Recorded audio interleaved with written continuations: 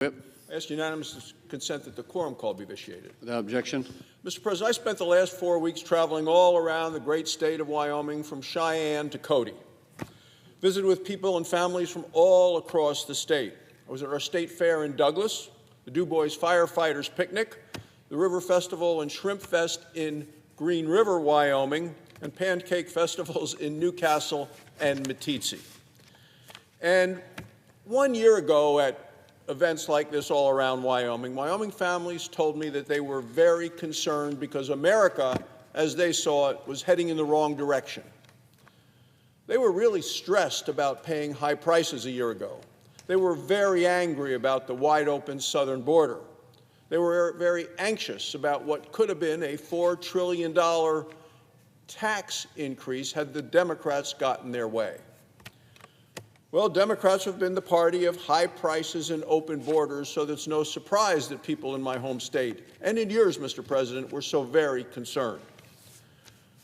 They were concerned because they saw our country and their future. They were less safe and less prosperous.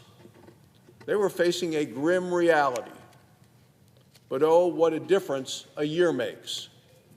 Today, America's heading in the right direction. America's back on track. It's what I heard in every corner of Wyoming and what Americans are seeing all across the nation. Labor Day, just this past weekend, gas prices were at a 5-year low for Labor Day gas prices.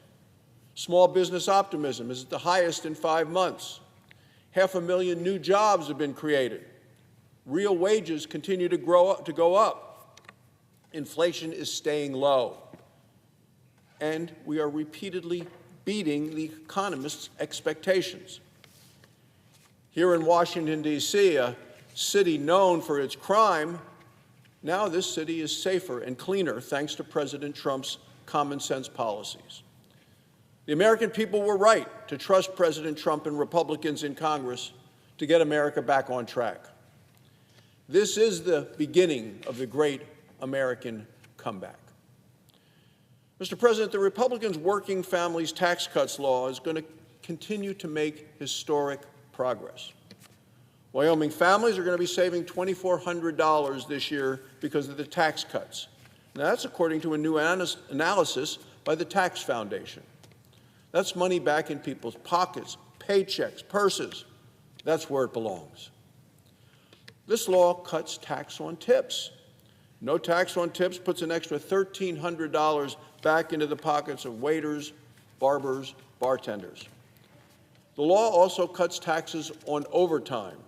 No taxes on overtime puts an extra $1,400 back into the paychecks of nurses, firefighters, police officers. The child tax credit is higher. This saves working families $2,200 per child per year. Seniors are going to pay less in taxes this year because of a new $6,000 deduction on Social Security benefits. The bottom line is this: Americans are going to keep more of what they earn. This is going to send less of the hard-earned money to Washington, D.C.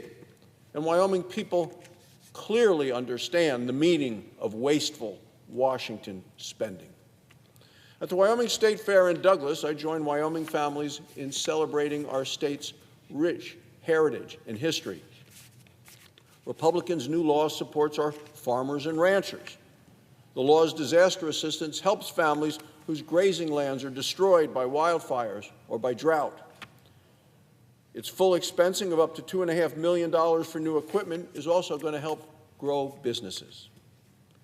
The change in our law to the death tax, well, that's going to ease families' burdens and our worries, specifically providing certainty for families into the future. These policies make our farmers and our ranchers more prosperous and help feed the nation. Mr. President, not a single Democrat voted for these popular policies that are making America safer and more prosperous. Not a single one. Every single Democrat voted instead to raise taxes by $4 trillion. That had been the largest tax increase in American history. So it's no surprise Democrats are putting the fear before the facts when it comes to this law. Just yesterday, Senator Schumer came to the floor and falsely claimed that the law doesn't help our rural hospitals. I need to set the record straight on that, Mr. President. Republicans created a $50 billion rural hospital fund. Specifically, rural hospitals. You're from a rural hospital state, Mr. President, as am I. I'm a doctor. I practiced medicine in Wyoming for over 2 decades. I was president of our Wyoming State Medical Society. I was chief of staff of the hospital in which I practiced. I am in close contact with the hospitals and the doctors in my state. Since Obamacare became law over a decade ago, more than 100 rural hospitals have closed across the country. Many more are now at risk today.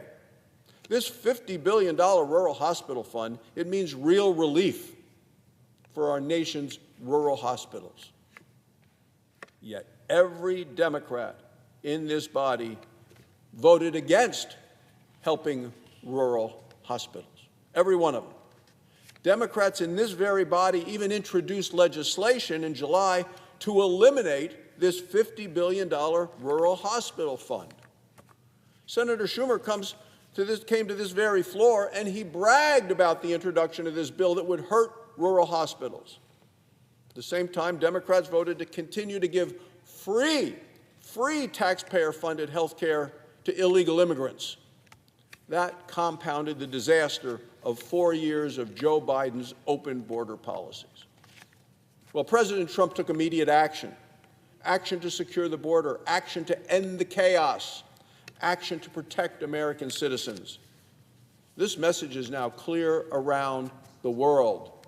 Don't come here and expect to get through our border if you're illegally trying to come here. Illegal crossings are now at record lows. For 3 months in a row, 0 illegal immigrants were released into our country. 0. Republicans in Congress went even further with our recent bill. We are finishing the wall at the southern border, hiring more border agents, and investing in immigration and customs enforcement. From cutting taxes to securing the border, America is safer, stronger, and more prosperous today than it was a year ago. This is all the result of the work of President Trump and Republicans in Congress. The people of Wyoming feel the difference, and they're not alone. People all across America see that our nation is getting back on track. Thank you, Mr. President. Mr. President, I ask unanimous consent to waive the mandatory quorum calls with respect to the Lanahan and R2 nominations. Without objection. Thank you, Mr. President.